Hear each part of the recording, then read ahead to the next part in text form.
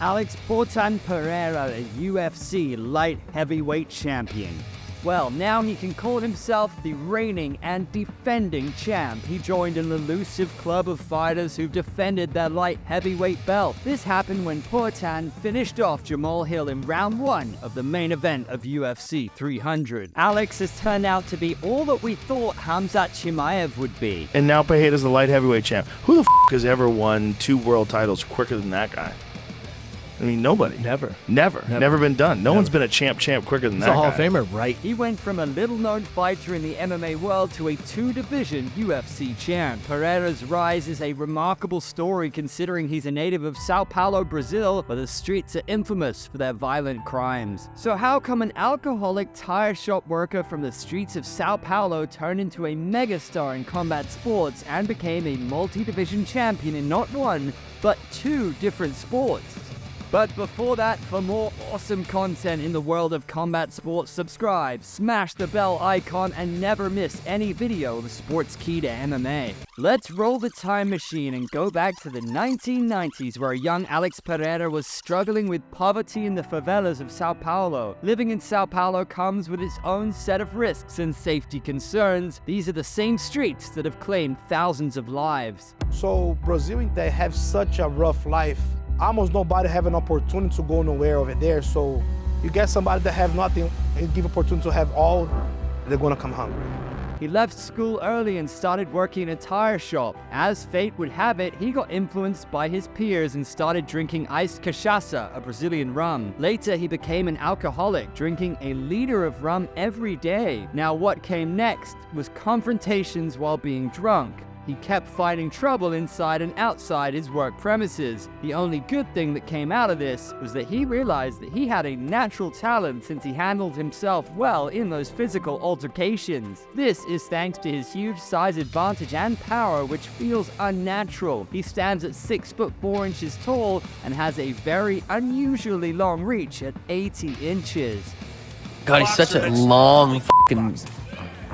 But it's just like he's built different than everybody else. It's weird, man. Yeah. As the saying goes, only you can change your life. So a young Poatan took matters into his own hands. Fed up with his constant bust-ups, he turned to kickboxing at the age of 21 as a way to keep himself busy and out of the streets. This was the start of a journey that only looked possible in fairy tales. Within the next 4 years, he went from a novice in the sport to a WACO world champion in 2013. His breakout moment came when he knocked out Dustin Jacoby with his vicious left hook to win the Glory Middleweight Contender Tournament.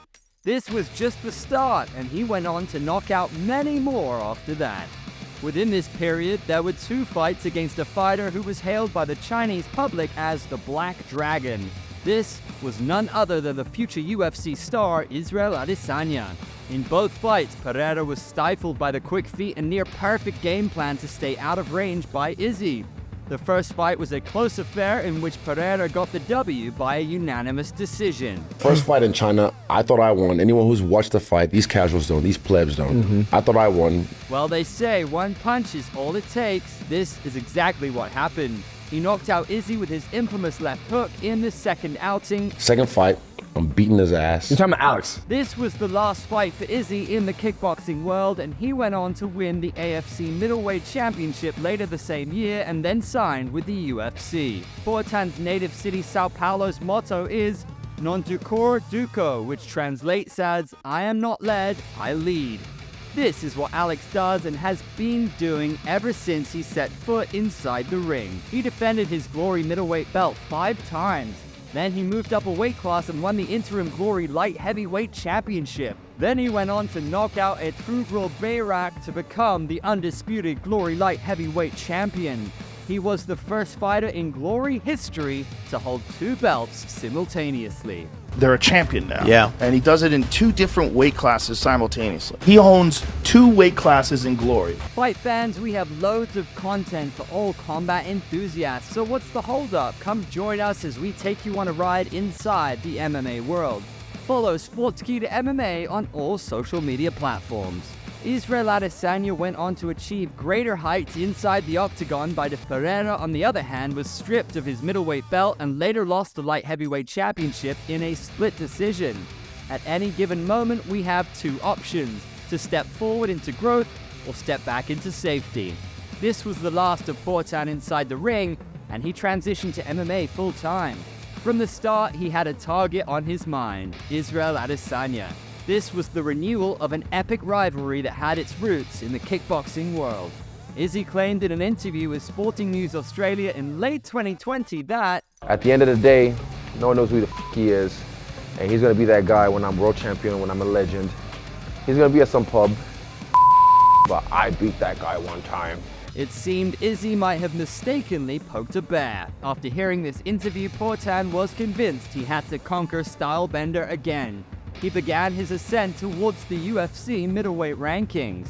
From the beginning, he was an industry plant who had Dana White privileges. He was fast-tracked to the #1 contender spot by the UFC matchmakers since they knew of the storyline between longtime champ Izzy and Poatan. Even the WWE couldn't write a better script than that.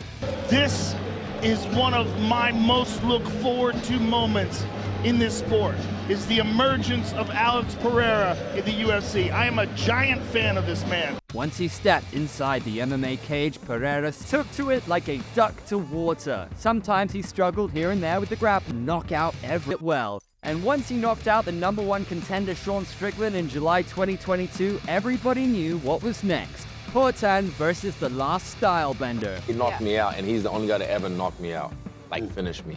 But he's been knocked out many times, so for that, I guess he built his name off that, built his stake. The two longtime rivals were scheduled to fight at UFC 281 in November 2022. While Poatan was confident and silent as usual, Izzy took the trash talking to another level. This fight had the glitz and the mystique behind it. With all the media attention on this was a make or break fight for the Brazilian. Trust me, he knows I put him on skates last time.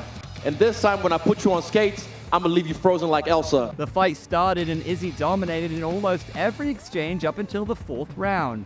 Everyone from the UFC commentators to the fans felt he was on his way to an easy win by the judges' scorecard. But one momentary lapse and a perfectly timed left hook were all it took for referee Mark Goddard to step in.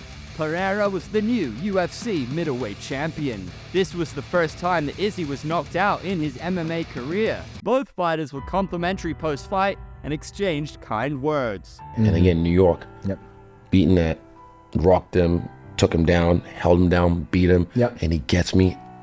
Israel Adesanya got an immediate rematch for the title. Then came the rematch inside the octagon at UFC 287. He had revenge on his mind while Poatan thought he had Izzy's kryptonite. Despite being on the back foot for the majority of the 2 rounds, the last Stylebender knocked out Pereira in round 2 and shipped. Alex is a great champion, no matter what. Instead of going through the challenges at 185 pounds, Alex abruptly announced in April 2023 that he was moving up to 205. He was always too big for 185, and many called him a weight bully. He's so f***ing big. It's a giant advantage, but I wonder how long he could do that. He's like 34 now. All middleweights should thank Izzy for it. He drove Poatan out of 185 pounds. For the last decade, the light heavyweight division in the UFC has been known to be a John Jones and DC show, what he never lost. Once Jones got bored of it, it went from one champ to another. Now that Alex was in that conversation, we knew the future roadmap via a split decision. Then, in November 2023, he was gifted the title shot at the vacant UFC light heavyweight championship against former champ Jiri Prochazka. This was his toughest test inside the octagon, as Jiri had explosive speed with a wild grappling. On fight day, Pereira finished off his opponent inside the 2nd round and became the 9th fighter to hold belts in 2 different weight classes. This is an amazing accomplishment for you. In just 11 MMA fights, you've claimed titles in 2 divisions. Another test came in the face of Jamal Hill in the headliner for UFC 300. As expected, he knocked out Hill with a vicious left hook, and now he's the gold standard for the light heavyweight division in the UFC. Pereira's successful UFC tenure is evidence of his excellent fight IQ and striking skills. Pereira looks invincible. As for the future, what Pereira does next will be interesting. he can go on a different path and go down again to claim the title he lost to Adesanya. After his victory in the main event of UFC 300, he called for a heavyweight fight. Still, he will eventually need to defend his 205 belt again. Pereira has the size, the power, and the skills to be successful in any weight class. Regardless of what road he takes, he's a bona fide star. It seems he holds all the keys right now. He's sure to create more history inside the octagon and is well on his way to greatness. So it'll be exciting to see what he chooses to do next, and if he can handle belts at 3 divisions inside the UFC. What's your opinion on this? Let us know in the comments section and like the video on your way out. Well, there we have all that Poatan has been up to. So to have more of our detailed stories inside the MMA sphere, subscribe to Sportskeeda MMA, share this with your friends, and see ya on another video. Like and share if you enjoyed the video, and don't forget to follow Sportskeeda MMA on all our social media platforms.